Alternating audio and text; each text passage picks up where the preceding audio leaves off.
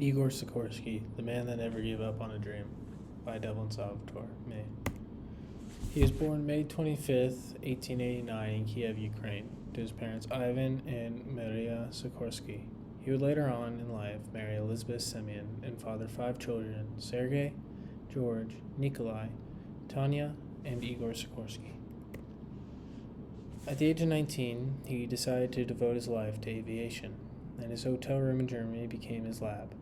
Igor drew many sketches of various helicopter designs, but the one in which he liked most was a twin-rotor helicopter, where one rotor was above the other, spinning in opposite directions.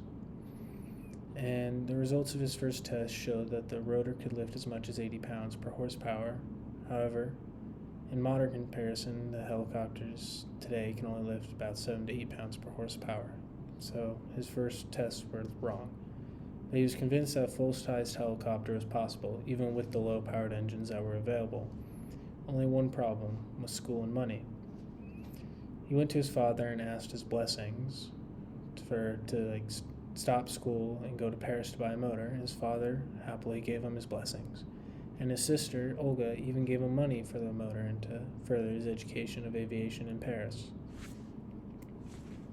Besides his father and sister, everyone in his family didn't support him. His own brother said, "It will never fly." And so his idea of a helicopter was seen as foolish and utter nonsense. Even distant relatives were opposed to the idea of Igor going to Paris and interrupting his studies. They predicted that the money would go for a purpose other than a motor. They said he would return penniless. Igor was met with arguments against building a helicopter not only by his family and friends, but also by Captain Ferdinand Ferber. Ferber said the following: "You will waste your time on a helicopter, and my advice is to work on an airplane that is much more promising." However, they all underestimated his devotion to what he considered his life work. His first helicopter, in which he tested for 2 months, was a failure. All it did was slide and dance across the ground, only kicking up dust and leaves. And after attaching it to a scale, he realized that his helicopter could lift just 350 pounds, which is 100 pounds less than what it weighed.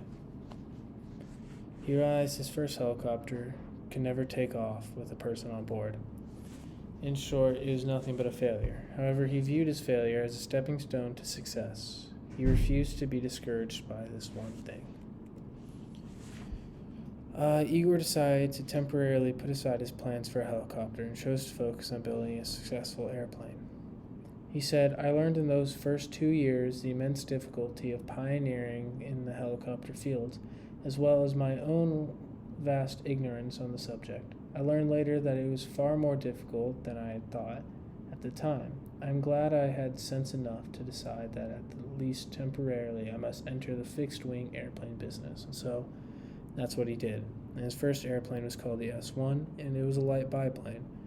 However, in the end, the S-1 never really flew. But with his newfound knowledge, he would start to build the S-2. And the S-2 had 4 major changes from the S-1. It had a new center wing section, a 25 horsepower Inzani engine, and the prop was placed at the front, just a few inches ahead of the wing, and twin fins and rudders on the tail section.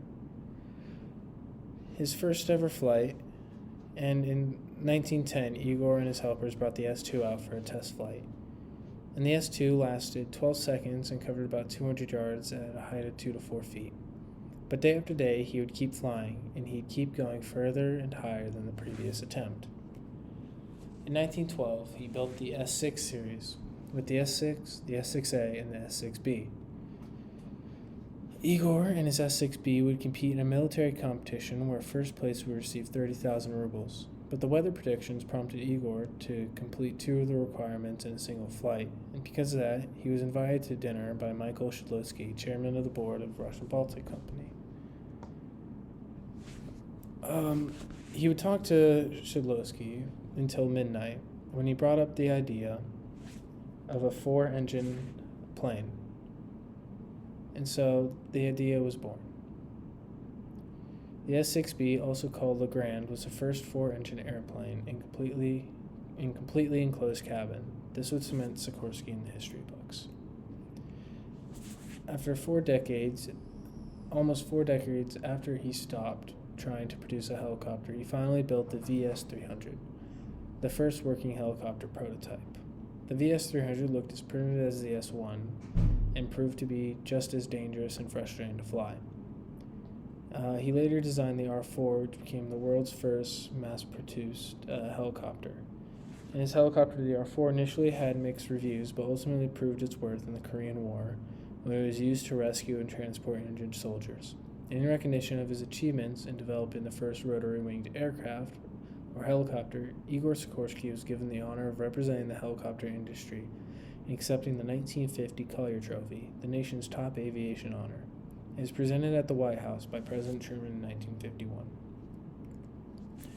In the end, he died October 26, 1972, in Easton, Connecticut. He died at the age of 83.